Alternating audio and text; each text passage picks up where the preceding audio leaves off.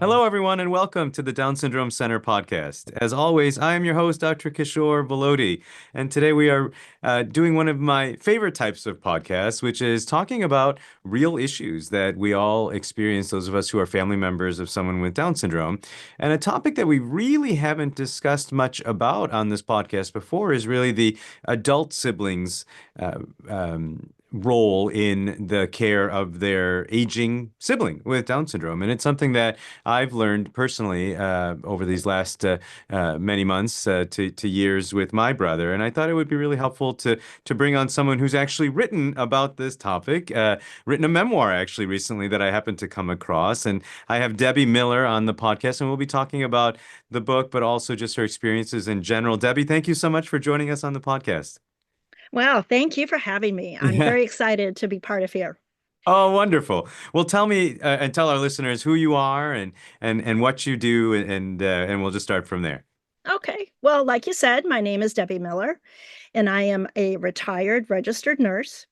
My husband, Jeff, and brother, Rick, who is Down syndrome, recently settled in Florida after traveling the country in our RV for over 4 years. Wow. It was quite exciting. Yes. Yeah, and you detail that in this book. The book, for those who are interested in reading more about it, is after we finish the podcast, I'll also put this in our show notes as well. But it's called Raising Ricky.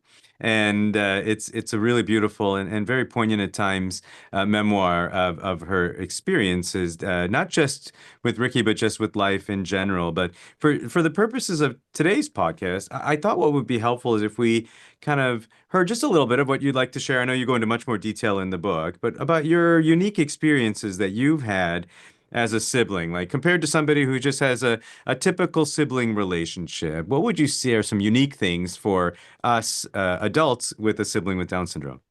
Well, sure. I think my story's unique because Yeah, it begins in 1961 when he was born.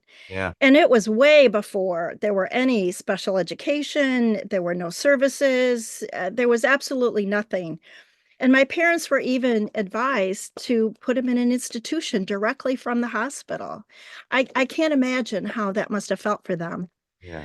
Um, so my parents ignored what the doctor said and they brought him home. Hmm. And we lived in a very small town, which compounded his exclusion. But we became his teachers, his therapists. We did exercises. We taught him how to walk and talk. Um, his admission to the kindergarten class was even denied. So Hmm. my parents had to find a private preschool so he could get socialization. So I Wow. think I learned very quickly that to be his advocate and protector, we find solutions to obstacles. You don't Yeah. just ever give up. And I think the other part of my story was the devastating impact of losing our father when I was just Mhm. 15 and Ricky was 7, Mm. leaving our care with a mentally ill mother. So I became his protector and advocate at a very early age. Yeah, and I think that experience that you're describing, I mean, I know we have a lot of parents who listen to the podcast, and they often ask me when their child with Down syndrome is born, what is this going to mean for our other kids? And often we can hope that everybody kind of lives their lives as they otherwise would have, but not for the parent and not for the sibling. Is it ever going to be the same as it was before? And not always in a negative way either. I mean, you described some really beautiful relationships as well. But I think this role that many of us as siblings felt when we were little, in terms of kind of being the unpaid protector, of our sibling with Down syndrome, it almost naturally comes out of so many people who have a sibling with Down syndrome. I don't know if you've experienced that as well. Exactly. Yeah. Yeah. Yeah. Tell us some more, maybe about as Ricky was getting older, as he got into his teen and young Teens. adult years. Like, what were some things that you felt as a sibling in those years? Well, so interesting. Mainstreaming started um, in about in the 70s, I think. When he started high school, he was plucked out of his special education class and put in a regular high school. So consequently, he was bullied and teased. It was very heart wrenching, and Mm. my mother just couldn't deal with it. So my husband and I decided to start a Special Olympic team. And it was a wonderful experience Mm. for all of our participants to see them finally feel accepted. They gained self-esteem, confidence, not just for my brother, but for all of them. Um, and what it did for me and my husband was just phenomenal. Yeah, I mean, I love it, I'm not going to give away too much of the book, but I do love the way that you describe how initially he was hesitant, and then next Yeah, thing you know, he was the most excited person to be doing that right, right. with you. Yeah, and then as you described in your book, and so many of us as we become adults as siblings, we kind of move on in our lives. We have our own lives that we live as well, and for you, I think you had a time where you moved away from where you Yeah, had grown up and moved away from where Ricky was living, and really started your life in that way. What was that like for you as you had to kind of quote unquote leave him behind? it was very difficult, Yeah, very difficult. yeah, But I think at the time my mother was very stable yeah, and she had a full life. He was in a special needs Boy Scout troop. He achieved the rank of Eagle.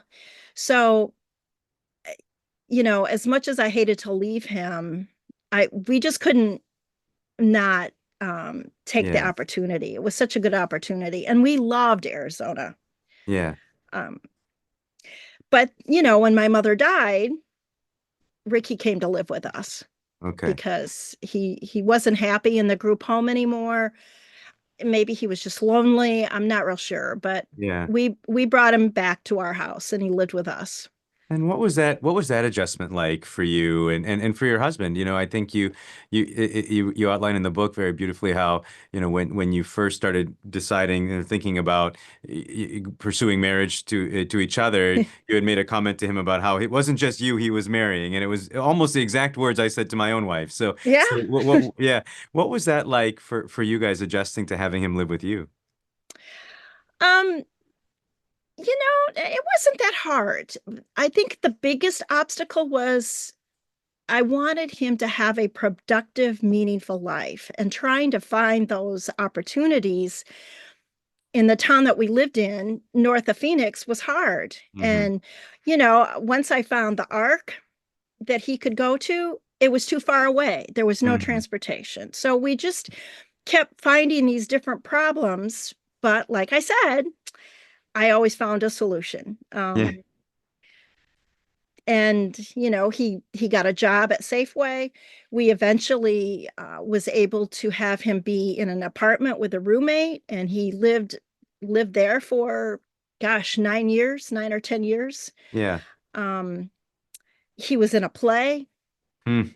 He the things that he accomplished is what I think is really remarkable when you consider he had nothing when he was born. Right. So I think children today that are born with Down syndrome have a much better start in life, Yeah.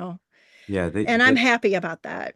and I think a lot of that goes to folks like you who, and your family, I'm sure, that were responsible for a lot of that advocacy early on when it made no sense to the people around you to have, your loved one get education and have Yeah, employment opportunities. And yet throughout the book, you talk about how you advocated for him so frequently. So yeah. that's beautiful. So, but when, my husband was diagnosed with cancer, Hmm. and I think I ignored certain symptoms at first. Hmm. My attention was on my husband, and um, so I feel guilty about that because perhaps we could have got some intervention early on. I don't know.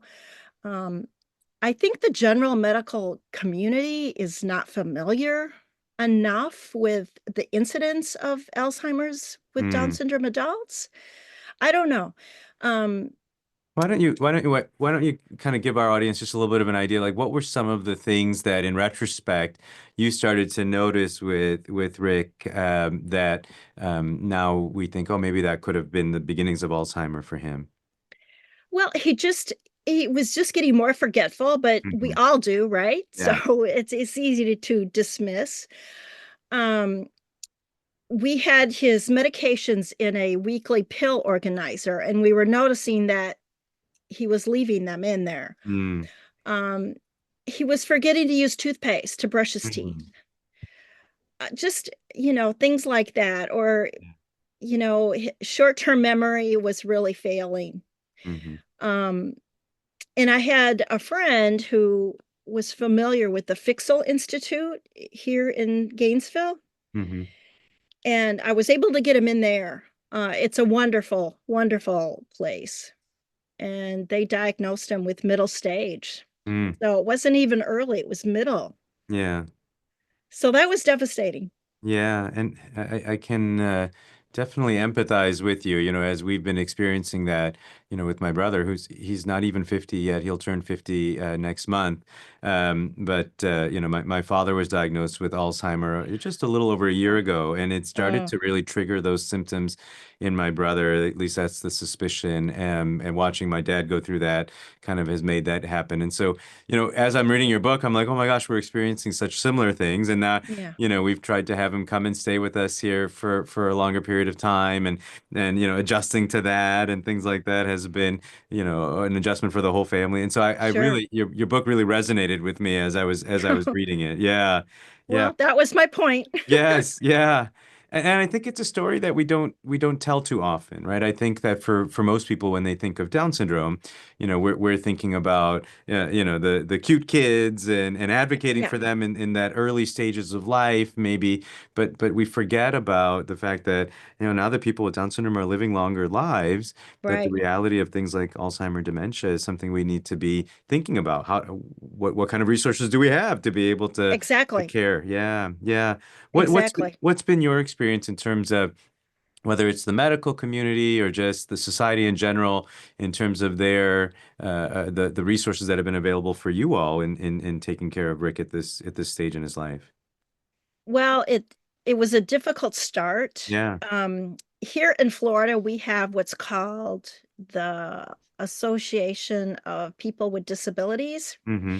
and he qualified due to his Down syndrome diagnosis, but there was no funding. Mm.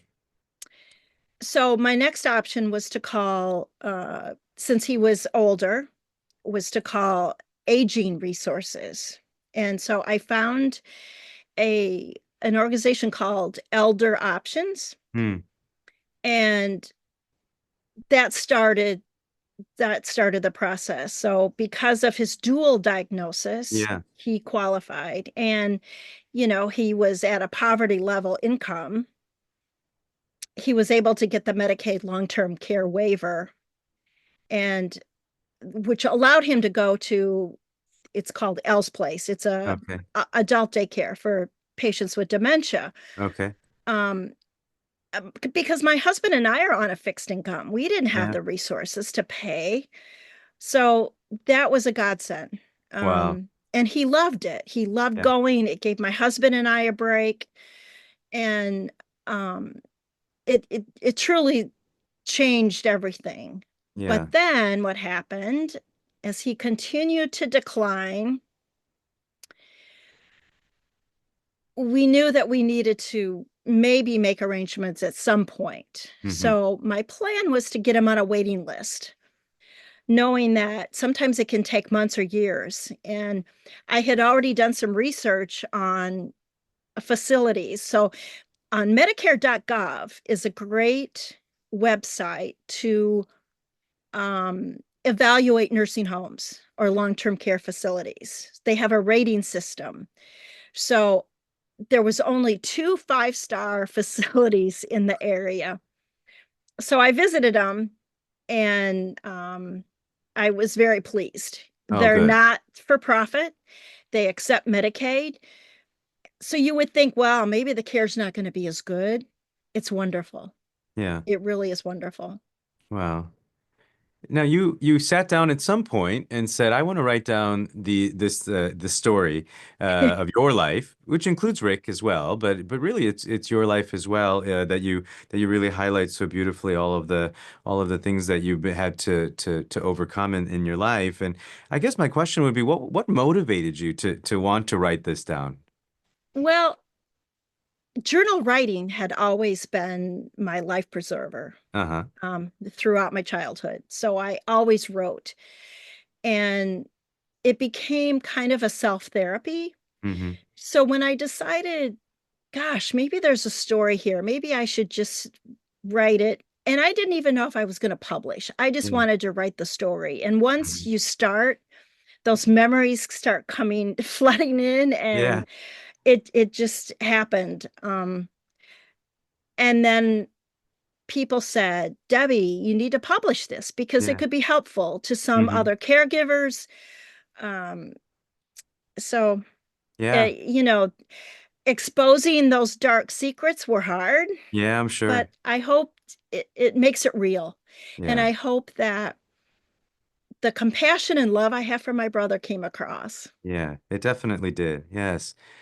And then, so I'm assuming then that's really what you're hoping that readers are going to get from reading this book is that, well, I can tell you, I got was that okay, I'm not alone, and there are other people who have Yeah, gone through this situation before.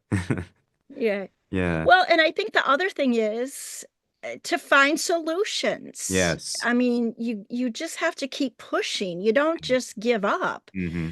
Um, I just never did. Yeah, that's wonderful. That's wonderful. Um, and I have to tell you a Yeah, sad story. sure. Um, I had somebody actually say to me, "Well, what's the big deal?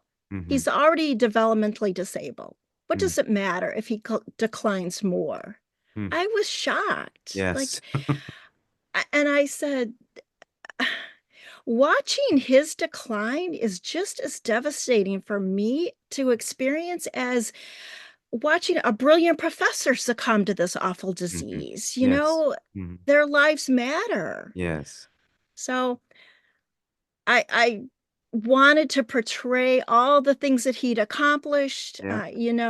and show that he contributed to society a Yeah. lot. Oh, sure. And so, I really, yeah, I appreciate you saying that because I think sometimes, yeah, that's true. That's almost like the general feeling that someone who's not familiar with Down syndrome might say, and you couldn't be more correct in watching them decline and losing that person you once yeah. knew and the Oh, things that they once loved that they don't remember that they loved. It's really hard. It's really hard. it's very hard. It's Yeah, very hard. yeah.